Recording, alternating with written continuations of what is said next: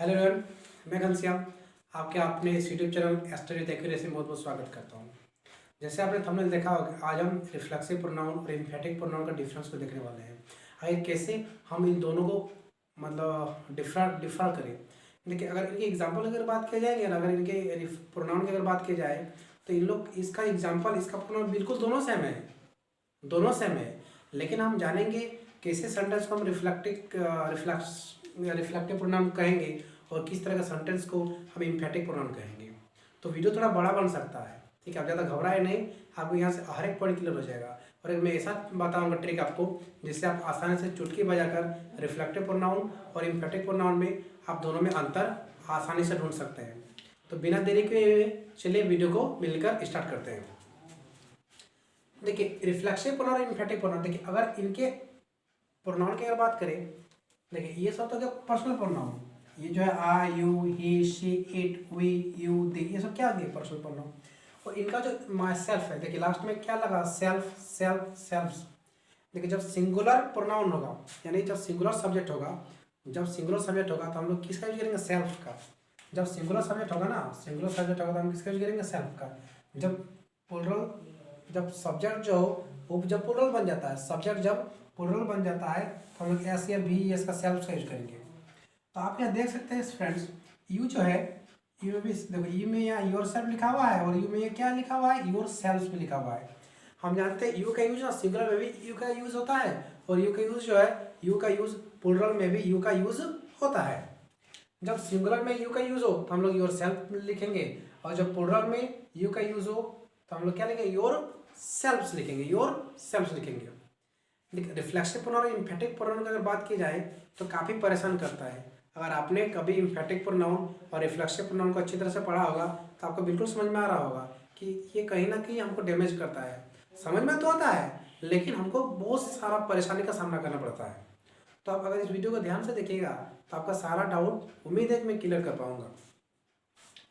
देखिए रिफ्लेक्सिव जो प्रोनाउन है, रिफ्लेक्सिव जो प्रोनाउन है वो वर्ड बना रिफ्लेक्स है। किससे वर्ड बना, ये रिफ्लेक्स से। तो यानी ये किसी को रिफ्लेक्ट करता है, ये किसको रिफ्लेक्ट करता है, ये किसी को रिफ्लेक्ट करता है। ये प्रोनाउन जो है, यानी रिफ्लेक्सिव प्रोनाउन जो है, ये एक ऐसी चीज़ को रिफ्लेक्ट करेगा। तो रिफ्लेक्ट करेगा किसको सर, यहाँ पर सब्जेक्ट यानी डूअर और ऑब्जेक्ट यानी रिसीवर। यहाँ पर डूअर और रिसीवर के रिफ्लेक्शन की बात हो रही है, ठीक है। देखिए अगर हम बात करें कुछ एग्जाम्पल से, कुछ एग्जाम, देखिए इसको मैं फिर से लिखता हूँ, ध्यान से समझिए, इसको हम समझने वाले हैं। ही क्लैप्ड हिज हैंड्स। देखिए अगर हम इस सेंटेंस को देखें, देखिए क्या लिखा हुआ, ही क्लैप्ड हिज हैंड्स। देखिए ही क्या है, ये सर ये ना आपका सब्जेक्ट है, ये क्या है, सब्जेक्ट है। और देखिए हिज हैंड्स जो है, इस सब्जेक्ट जो भी अपना वर्क करेगा, ये जो सब्जेक्ट है अपना जो एक्शन परफॉर्म करेगा उसका कहीं ना कहीं इस पर इम्पैक्ट पड़ेगा। क्या पड़ेगा इस पर, इम्पैक्ट। यानी ये ऑब्जेक्ट है और हम ऑब्जेक्ट को यहाँ पर क्या बोलेंगे, ऑब्जेक्ट हम क्या बोलेंगे, रिसीवर भी बोलेंगे। देखिए इससे पहले तो आप पहले ये बात समझिए, देखो हर सेंटेंस में एक डूअर होता है जो कुछ ना कुछ एक्शन परफॉर्म करता है। हर सब्जेक्ट में एक डूअर होता है जो कुछ ना कुछ एक्शन परफॉर्म करके ऑब्जेक्ट पर यानी रिसीवर पर कुछ ना कुछ इम्पैक्ट डालता है, कुछ ना कुछ इम्पैक्ट डालता है।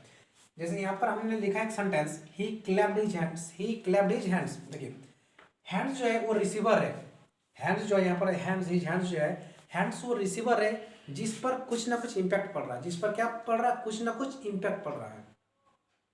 देखिए अगर सीधा सीधा अगर बात किया जाए, जब डूअर हो या रिसीवर, जब डूअर या रिसीवर एक ही व्यक्ति होता है, हाँ जब डूअर या रिसीवर एक ही व्यक्ति होता है तो हम रिफ्लेक्सिव प्रोनाउन का यूज करते हैं।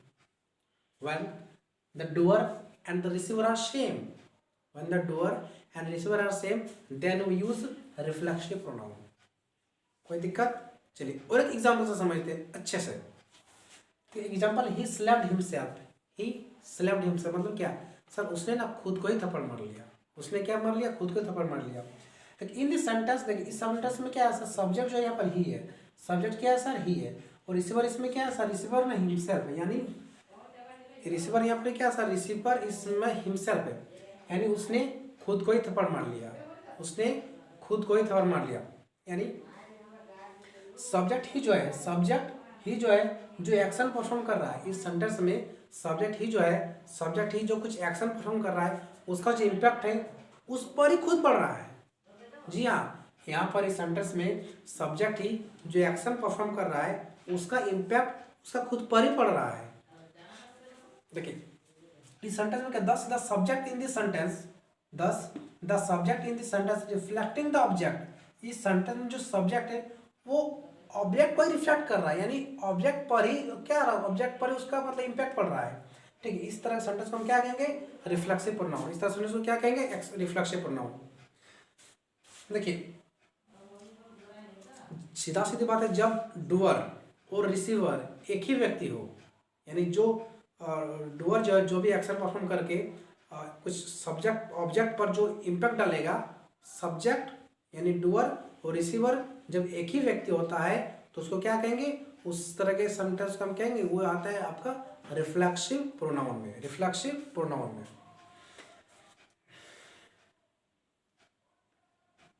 देखिए रिफ्लेक्सिव प्रोनाउन जो है, रिफ्लेक्सिव प्रोनाउन उसी जगह यूज होंगे जो सब्जेक्ट यानी जो सब्जेक्ट जो कुछ काम करता है उसका जो इम्पैक्ट पड़े उसका खुद पर ही पड़े। रिफ्लेक्सिव प्रोनाउन का यूज हम उसी जगह पर करेंगे जो सब्जेक्ट यानी जो कुछ काम करता है उसका रिफ्लेक्ट यानी उसका जो इम्पैक्ट है उसका खुद पर ही पड़ता है, उसका खुद पर ही पड़ता है। उम्मीद करेंगे यहाँ तक आपको समझ में आई होगी। ठीक है, देखिए अभी मैंने वीडियो को पॉज किया था, अभी हम लोग समझेंगे एम्फेटिक प्रोनाउन और रिफ्लेक्सिव प्रोनाउन का डिफरेंशिएट कैसे करेंगे। मैंने इससे पहले भी आपको बताया कि दोनों का जो एग्जांपल होता है myself, ourself, yourself, उसको बिल्कुल सेम होता है, लेकिन दोनों में अंतर क्या है। तो मैंने आपको रिफ्लेक्सिव प्रोनाउन के बारे में बताया।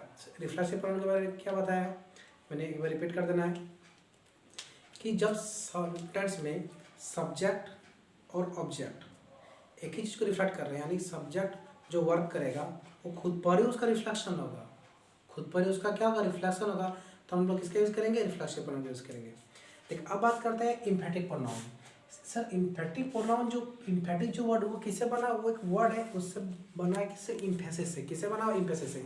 ये जो प्रोनाउन है, ये एम्फेटिक जो प्रोनाउन है एक ऐसा प्रोनाउन है जो किसी चीज़ पर जोर डालता है, यानी स्ट्रेस डालता है, जो किसी चीज़ पर जोर डालता है। और ये मैंने लिखा हुआ है, इट पुट्स मोर एम्फेसिस और स्ट्रेस द सब्जेक्ट, यानी सब्जेक्ट पर ज़्यादा जोर डालता है। कैसे हुआ ये, एक एग्जाम्पल से हम लोग समझने वाले हैं। लिखा हुआ है he himself wrote a letter, उसने खुद से लेटर लिखा। वैसे वो लेटर लिखता नहीं है लेकिन उसने खुद से लेटर लिखा। देख अगर हम ये बात करें सर इसमें ना सब्जेक्ट ये है, सर इसमें ना सब्जेक्ट ये है और ऑब्जेक्ट इसमें क्या है, सर इसमें ना ऑब्जेक्ट आपका ये है। तो हिमसेल्फ ये किस लिए जो है, हिमसेल्फ बस सब्जेक्ट पर ज़्यादा इम्फेसिस कर रहा है, यानी हिमसेल्फ जो है सब्जेक्ट पर ज़्यादा मतलब जोर डाल रहा है, जिसके कारण यहाँ पर हिमसेल्फ का यूज़ किया गया है। देखिए रिफ्लेक्सिव प्रोनाउन में हमने समझा था कि सब्जेक्ट और ऑब्जेक्ट बिल्कुल सेम था, लेकिन यहाँ पर देखते सब्जेक्ट अलग है, ही अलग है और लेटर अलग है।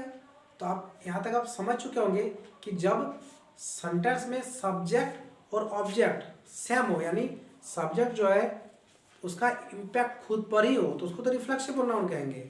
लेकिन अगर सब्जेक्ट और ऑब्जेक्ट दोनों अलग अलग हो, जब सब्जेक्ट और ऑब्जेक्ट दोनों अलग अलग हो तो उस तरह के प्रोनाउन को क्या कहेंगे हम, रिफ्लेक्सिव या एम्फेटिक, बताइए। तो उस तरह के सेंटेंस को हम कहेंगे एम्फेटिक प्रोनाउन वाला सेंटेंस है।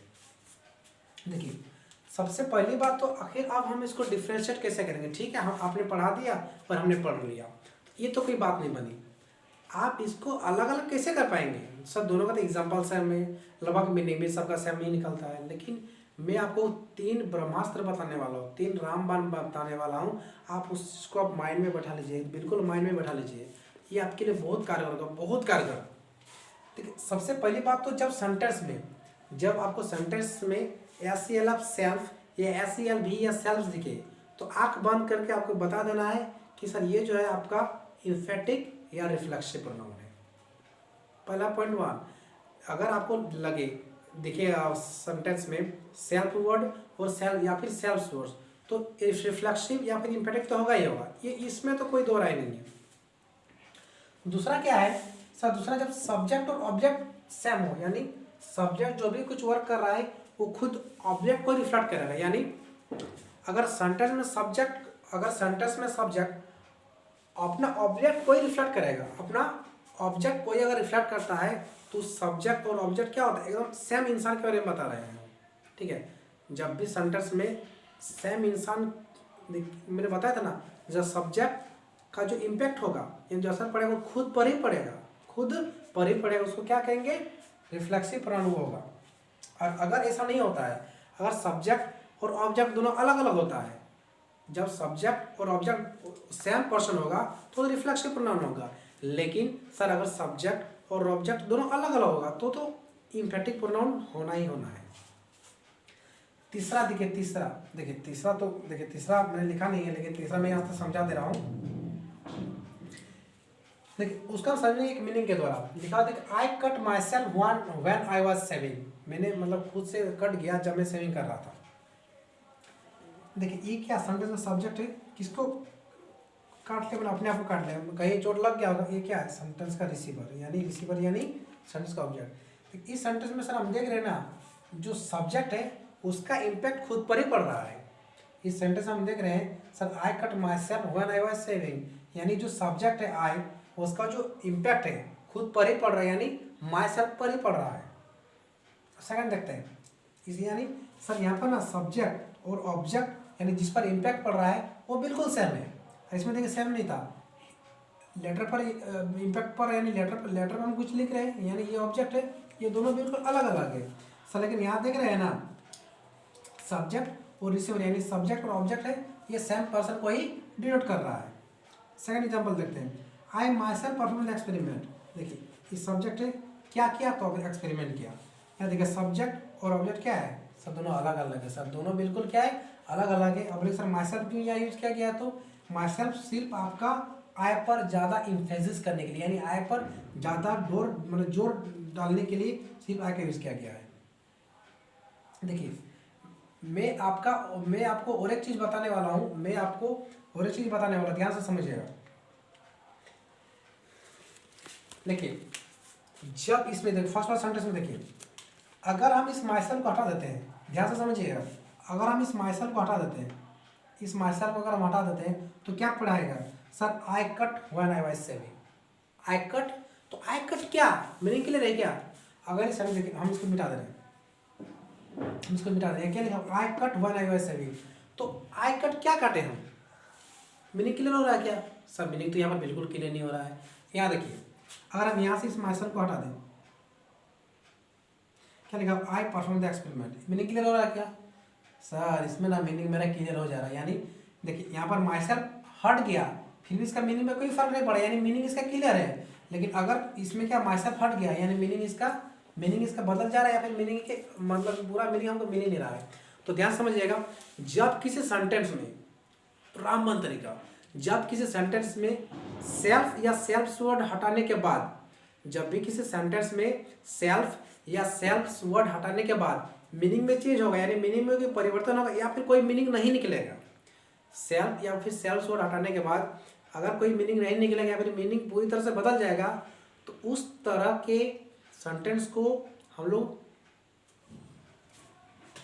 रिफ्लेक्सिव प्रोनाउन वाला सेंटेंस कहेंगे। क्या कहेंगे उसको, क्या बताया हमने सर, अगर सेंटेंस में सेल्फ या सेल्फ वर्ड वाला हटा दिया, क्या करें उसको हटा दे, अगर तब क्या होगा, मीनिंग अगर चेंज हो जाता है तो उसको क्या कहेंगे सर, उसको कहेंगे रिफ्लेक्सिव प्रोनाउन। क्या कहेंगे उसको, रिफ्लेक्सिव प्रोनाउन।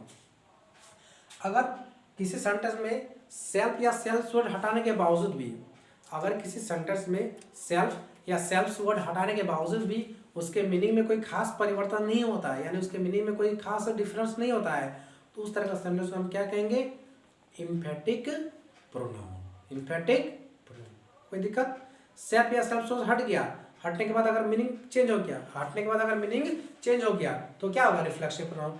और सेल्फ या सेल्फ वर्ड हटा दिए फिर भी मीनिंग में कोई ज़्यादा फर्क नहीं पड़ा, मीनिंग हमको क्लियर समझ में आ रहा है, तो उसको क्या कहेंगे, इम्फेटिक प्रोनाउन। उम्मीद करेंगे फ्रेंड्स आपको यहाँ तक का वीडियो बहुत अच्छा लगा होगा, आपको जरूर कुछ ना कुछ नया सीखने को मिला होगा। तो बस वीडियो थोड़ी ज़्यादा बन गई, कोई दिक्कत नहीं है, आप अगर यहाँ तक पहुँचे हैं तो मेरी बात अच्छी तरह समझ रहे होंगे।